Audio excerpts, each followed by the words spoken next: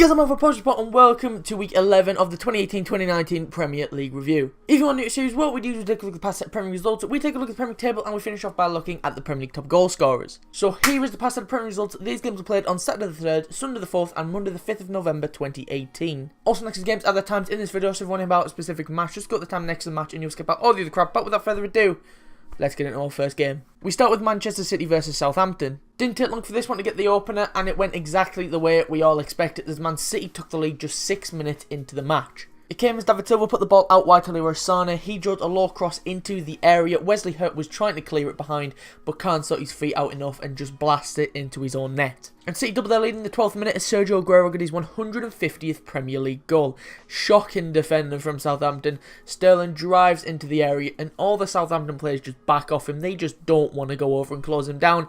He then takes it to the byline, cuts it back, and they're waiting for it with Sergio Aguero, who tapped home. And Man City pretty much won the game inside the opening 20 minutes as they were 3-0 up in the 17th minute. A ball is slipped through to Raheem Sterling. He dinks across into the middle that was aimed towards Leroy Sané. He can't win the header, but the Southampton clearance is straight to David Silva, who lashes home from 10 yards out. But Southampton will get the perfect chance to get back into the game in the 28th minute as they were given a penalty. Ryan Bertrand played the ball behind the defenders for Danny Ings to run onto.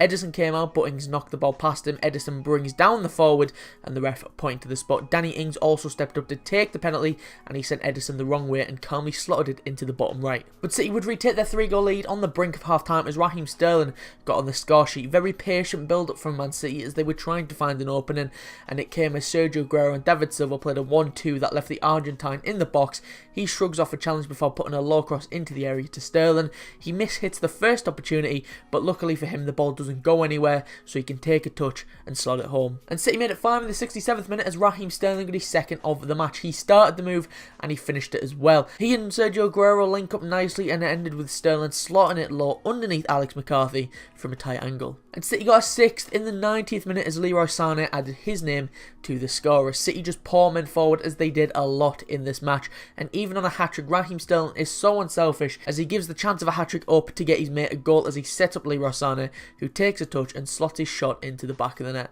And that's how the game ended. What else can I really add to this one? City were all over Southampton. They rarely ever threatened the City defence. The game was pretty much over in the opening 20 minutes as City were already 3 up in that time. City cruised to victory in this one and are top of the table. Meanwhile, Southampton are without winning 7 and lie just above the drop zone. And we move on to West Ham versus Burnley. West Ham got the first goal of the 3 o'clock kickoffs as Marko Arnautovic fired the irons in front. A moment to forget for the normally dependable James Tarkowski as the centre-half was caught in possession by Arnautovic on the edge of the box. The Austrian races clear and slides it under the oncoming Joe Hart. But Burnley leveled it up with one of the last kicks of the first half through Johan Berg Gudmundsson. Bit of confusion at the back for West Ham, and Ashley Westwood slides the ball through the West Ham defence, and Gudmundsson latches onto it and slides the ball past Fabianski to level it up. But West Ham retook the lead in the 68th minute as Felipe Anderson got the goal. Marko Arnautovic plays it to Grady Diangana, who was fouled as he swiftly moved the ball onto Felipe Anderson, but the referee does superbly to play the advantage, and Felipe Anderson then drives to the edge of the area and hits a shot that goes through the legs of Joe Hart and into the bottom corner. But Burnley levelled it up again in the 78th minute as Chris Wood gets the goal with one of his first touches. He was only on the pitch for about 2 minutes, and it comes from a corner that Johan Gudmundsson floats into the middle. Robert Snodgrass for some reason is marking Chris Wood. Snodgrass is looking for a block, but Wood only has eyes for the ball as the Kiwi rises up and thumps a header into the bottom corner. But West Ham would take the lead for the 3rd time in the match 5 minutes later as Felipe Anderson got his second of the match. Sloppy defender from Burnley as they allow Marko Arnautovic to take a shot. It was blocked, but it rebounds straight back to Felipe Anderson, who takes a shot that beat Joe Hart thanks to a deflection from Ben Mee. And West Ham would wrap the game up in the 93rd minute as Javier Hernandez gave West Ham a 2-goal lead. Some more sloppy play from Burnley at the back, and this time it was Ben Mee who gave the ball away. Felipe Anderson then put a ball in the middle for Mikel Antonio. He chests it forward to Chicharito, who breaks through on goal, and the little Mexican slots it into the top corner at the near post. And that's how the game ended. A deserved win for West Ham, who were all over Burnley for a majority of the game. They should have been home and hosed for a while, but they kept on switching off at the back, and that allowed Burnley to score with some of their only chances. Burnley don't like facing West Ham though, as they've lost 6 of their last 9 games against the Irons, and had former West Ham player Joe Hart to thank for keeping them in it for a bit, as he made vital saves to deny Arnautovic either side of the half-time. But in the end, West Ham did eventually pull away to win their first game since late September. And we move on to Wolves versus Tottenham. Tottenham took the lead in the 27th minute as Eric Lamela put Spurs ahead. Lamela had it on the right hand side, he lays it off to Son in the middle, and for some reason Wolves just stopped marking Lamela and Son slips it back to him. He's one-on-one and he slotted it underneath Rui Patricio. And Tottenham doubled their lead just 2 minutes later through Lucas Moura. Kieran Trippier had the ball on the right hand side, he put a lovely cross in right onto the head of Lucas Moura, who nodded home from close range. And Tottenham made it 5 minutes in the second half. It started with Hugo Lloris though, as he boots it forward. Harry Kane wins a header and flicks it to Eric Lamela. Lamela then does good work inside the box to stand his man up before pulling it back to Harry Kane. His initial shot was saved, but he made no mistake of the rebound as he slotted it home. But Wolves would get the perfect chance to get back into it as they were given a penalty in the 68th minute. On his debut, young centre-back Juan Foyth mistimes a tackle in the area and absolutely clatters Raul Jimenez, and the ref points to the spot. Ruben Neves stepped up to take it and he sent Lloris the wrong way as he drilled it into the net. And Wolves would get another penalty 10 minutes later, and yet again Juan Foyth gave it away. Spurs gave the ball away on the halfway line and Johnny came forward and got on the outside of Foyth. The Argentine just bundles him over and it's another penalty. This time Raul Jimenez stepped up to take it and again Lloris goes the wrong way as he slotted it into the bottom right corner. And that was how the game ended in what was looking like a routine win over Wolves turned into a nervous final 10 minutes thanks to 2 clumsy challenges. Wolves should have got a point as well as they had a goal wrongly ruled out for offside, a thing that I will be saying at least one more time in this episode. For over an hour in this game there seemed to be nothing wrong with Tottenham as they looked threatening coming forward and scored their opening 2 goals in the space of just 2 minutes and 54 seconds. Foyth's mistake made for an unnecessarily nervous finish, but Tottenham held on and picked up the win. And we move on to Chelsea versus Crystal Palace. Chelsea took the lead on the half-hour mark as Alvaro Morata got the goal. They were all over Palace, but they had to be patient and wait for their first real chance, and when it fell they made it count as Pedro put a ball in. Aaron Wan-Bissaka clears it, but only back to Pedro, who draws it low this time. It comes to Morata. His first touch is lovely to set himself up, and with his second he slotted it past Wayne Hennessy. But Palace would level the game up 5 minutes in the second half as Andros Townsend put the visitors on level terms with their first shot on target. A great goal as in just 3 passes Palace have the ball from a defender into the back of the net. James Tompkins drills it up the pitch to Andros Townsend. He lays it off to James McArthur and runs behind the Chelsea defence. McArthur slips a lovely ball back to him and he makes his way through on goal. He does end up on his so-called weaker foot, but it's a superb finish low and hard back across goal into the bottom corner. But Chelsea would retake the lead in the 65th minute when Alvaro Morata got his second of the game. Assist goes to Eden Hazard, who was on the pitch for about 2 minutes. He takes a free kick that goes all the way through, wide and at an angle. Morata takes a touch before smashing one home past the keeper at the near post. And Chelsea wrapped the game up 3 minutes later as they doubled their lead when Pedro made it 3-1 to the hosts. A ball was drilled in from the left-hand side from Marcos Alonso. It was aimed for Morata, but it was a bit behind him. He was going for it, but he must have heard a shout from his Spanish compatriot, who was steaming in behind him, and he hit it first time into the net. And that's how the game ended. Morata will be getting the headlines after his 2 goals, but yet again, it was Eden Hazard who was at the heart of everything Chelsea did. He didn't start the game, but he was fit after a slight back injury, and as soon as he came on, it gave Chelsea a bit of flair and energy that they lacked in the first half. Palace started well against Chelsea and Townsend's goal gave them a bit of hope that they could leave the bridge with a big point,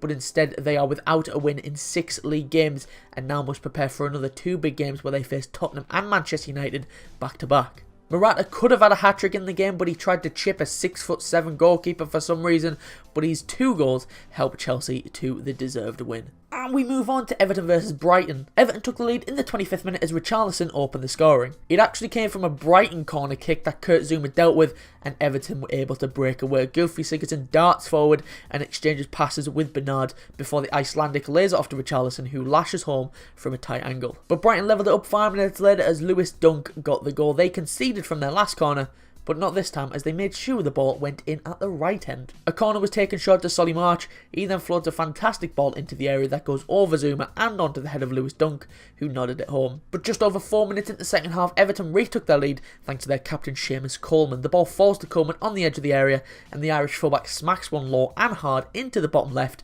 for his first goal since January 2017. And Everton wrapped the game up in the 77th minute as Richarlison got his second of the match. A poor pass from Lewis Dunk is punished as it was pounced on by Richarlison. The Brazilian then runs from the halfway line all the way to the Brighton area. Matty Ryan has to come out to try and stop him, but he calmly goes around the Aussie keeper and slots into the empty net. And as the game ended, Everton did deserve the win in the end, although they had to dig deep to overcome a well-organised Brighton side. Brighton were happy to let Everton have the ball and then catch them out, but they probably should have been behind earlier in the game as Gylfi Sigurdsson wasted 2 opportunities in the match. Everton were dominant after the break, and when they had the lead they never looked like losing it, and the third from Richarlison put it beyond any doubt and secured the win for Everton. And we move on to Bournemouth versus Manchester United. Bournemouth took the lead 10 minutes into the match as Callum Wilson put the Cherries ahead. It had been coming as Bournemouth were all over Man United for pretty much the entire first half. It came from a corner that was played to Junior Stanislas. He then put a low cross into the middle, and there, completely unmarked, was Callum Wilson, who slotted it past De Gea. But United leveled it up in the 35th minute as Anthony Martial continued his fine goal scoring form. It came completely against the run of play. Ashley Young makes his way down the right hand side. He slips it through to Alexis Sanchez, who squares it across to Martial on the penalty spot, who put it home. And Man United would win the game in the 92nd minute as Marcus Rashford gave Bournemouth fans a late heartbreaker. Paul Pogba crosses it in, Nathan Ake misses it, Asmir Begovic and Adam Smith scramble to try and get rid of it, but Rashford can get it out of his feet quick enough to smash into the net. And that's how the game ended. A completely different second half performance from Man United, who were pretty much non-existent in the first half. But a much improved second half from them, and a win is probably the right result. Marcus Rashford should have scored earlier as he had a shot from 4 yards out, which he could have put literally anywhere, but instead chose to boot it at Nathan Ake when he had literally the entire goal at his feet. The first half was a disaster for United, but the second half was much better as United picked up back-to-back wins for the first time since September. And we move on to Arsenal versus Liverpool. Liverpool took the lead in the 61st minute as James Milner got his 50th Premier League goal. I'm going to count this as a burnt Leno mistake as Mane does good work on the wing. He pulls the ball into the middle. Leno has got to be getting a better hand to it, or at least catching it, but he palms it straight to Milner, and the living legend slams a shot into the ground and it bounces over the stretch leg of Leno into the net. But Arsenal would level it up with 10 minutes to go as Alexandre Lacazette made it 1-1. A fantastic finish from the Frenchman as Alex Iwobi slots a ball through to Lacazette, who was just onside. Alisson comes out and wants to smother it, but he knows if he gets it wrong, it's a penalty, so he forces him out wide. The danger should be gone, but Lacazette superbly turns and curls one into the far corner. And that's how the game ended. A great game this. I really enjoyed it.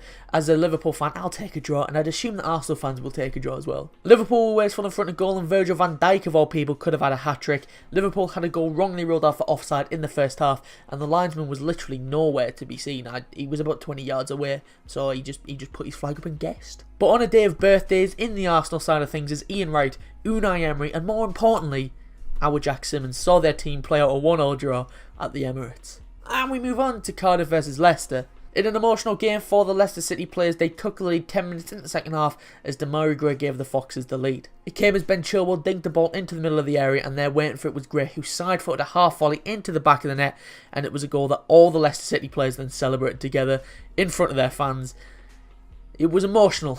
And that's how the game ended. An emotional day all around in Leicester, with players and fans still grieving their late owner. Once the match started though, it was contested as fiercely as any other game, which is probably what he would have wanted. I don't think I've ever wanted a team to win as much as I wanted Leicester to win this game here, and Demarai Gray's effort got the win for Leicester in a game dedicated to the late, great Khun Vichai. And we move on to Huddersfield versus Fulham. Huddersfield took the lead just before the half-hour mark as the Huddersfield fans saw their team score at home for the first time this season. A corner was put into the middle. It was partially cleared by Fulham, but it makes its way back wide to Chris Lowe. He looks for his fellow Chris and Christopher Schindler, and it's right on the centre-back's head. He aims his head downwards, and it takes a little deflection off of Timmy Fosu-Mensah and into the back of the net. It did go down as a Fosu-Mensah on goal, which I thought was a bit harsh at the time, but what can you do? And as the game ended, Huddersfield's first home goal of the season resulted in their first win of the season as well. A fully deserved win, as well as Huddersfield were comfortably the better side throughout the match, and fans will be hoping that this can spur their side on and they can get out of the mess they find themselves in. Speaking of mess, Fulham. Jesus Christ. 5 games without a win now, the worst defensive record in the league, and 100 million spent in the summer ain't doing shit to help them. This will add more pressure to the boss, as they could have done with winning this one, as even this early on in the season, this was a relegation 6-pointer already. With the win, however, Huddersfield moved from the bottom of the table and sent Fulham there instead. And finally, we've got Newcastle versus Watford. Newcastle scored a huge goal in the 65th minute as Ayoze Perez put the Magpies ahead. It comes from a free kick that Ki Sung-yong drilled into the area, and at the near post was Ayoze Perez, who flicked the header past Ben Foster. There was no chance he was saving that. The speed on that header was unreal. And that's how the game ended, a massive win for Newcastle, who picked up their first league win of the season. The North East side rode their luck a bit in the first half as Adrian Mariappa and Gerard Deulofeu wasted excellent opportunities for Watford. Newcastle were much improved in the second half, and to pick up your first win against a Watford side with high confidence is sure to do Newcastle the world of good. Right, so that's all games I've got for you this week. Before we go, let's take a look at the Premier League table and top goal scorers, starting off with the Premier League table. Top 5, and as you can see, Man City are still on the top after thrashing Southampton. Chelsea moved up to second on goal difference after beating Crystal Palace. Liverpool are third after a draw at the Emirates. Tottenham are fourth after surviving a late scare against Wolves, and Arsenal make up top 5